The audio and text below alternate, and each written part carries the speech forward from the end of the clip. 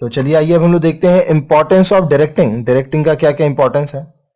Plan remain mere plans unless they are put into action. अगर आप कोई चीज प्लानिंग कर रहे हो तो वो सिर्फ प्लानिंग ही रह जाएगा अगर आप उसके ऊपर एक्शन नहीं लेते हो। In the absence of direction subordinates will have no idea as to what to do. अगर मान लीजिए डायरेक्शन नहीं दिया गया, किस तरह से काम करना है ये सब नहीं समझाया गया, तो जो सबऑर्डिनेट्स हैं, जो आपके नीचे काम कर रहे हैं, उनको पता ही नहीं होगा कि क्या करना है। They will probably not be inspired to complete the job satisfactorily. ऐसा भी हो सकता है कि जो काम है वो satisfaction से लोग ना करें। Implementation of plan is thus largely the concern of directing function.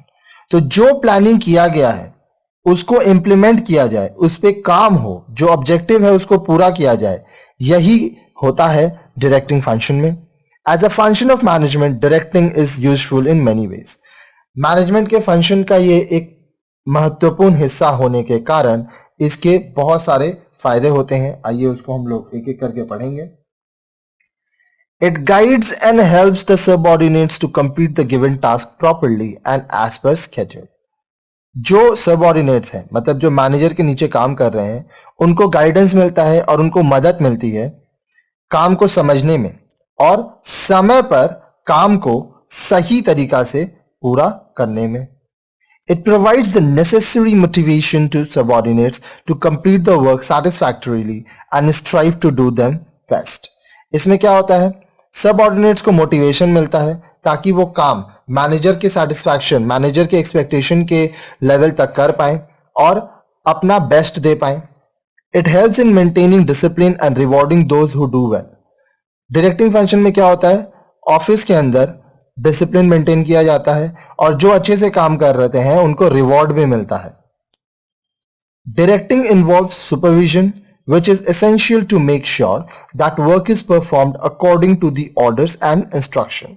अब डायरेक्टिंग में क्या है, सुपरविजन होता है जिसमें क्या काम करना है वो ऑर्डर दिया जाता है और कैसे करना है उसका इंस्ट्रक्शंस भी दिया जाता है। Different people perform different activities in the organization. Organization में अलग अलग लोग अलग अलग काम करते हैं। All the activities are interrelated. लेकिन जितने भी काम होते हैं वो एक दूसरे से रिलेटेड होते हैं। In order to coordinate the activities carried out in different parts and to ensure that they are performed well, directing is important. अब देखिए, ऑफिस में अलग अलग लोग हैं, अलग अलग काम कर रहे हैं, लेकिन सारा काम एक दूसरे से रिलेटेड है, इसलिए कोऑर्डिनेशन जरूरी है और डायरेक्टिंग बहुत ज्यादा जरूरी है ताकि सारा काम समय पे हो पाए और सही तरीके से हो पाए। इन दस helps to integrate the various activities and so also the individual goals with organizational goals. तो इसमें क्या होता है, अलग अलग जो काम होता है वो एक साथ इंटीग्रेट होता है, एक साथ हो जाता है और जो इंडिविजुअल गोल है और ऑर्गेनाइजेशनल गोल है, हर एक एम्प्लॉय का कुछ ऑब्जेक्टिव्स है, कुछ गोल्स है, ऑर्गेनाइजेशन का कुछ ऑब्जेक्टिव्स है, कुछ गोल्स है, वो भी पूरा होता है।